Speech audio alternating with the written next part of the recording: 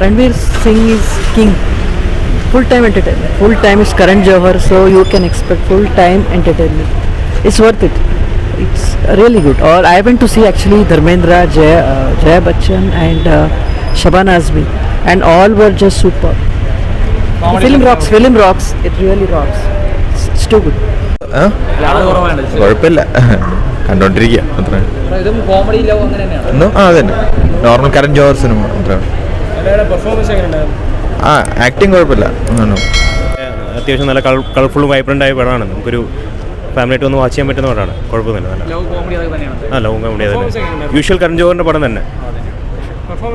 Performance നല്ല. അലിയ ഭട്ടിൻ്റെയും Ranveer സിംഗിൻ്റെയും performance നന്നായിരുന്നു.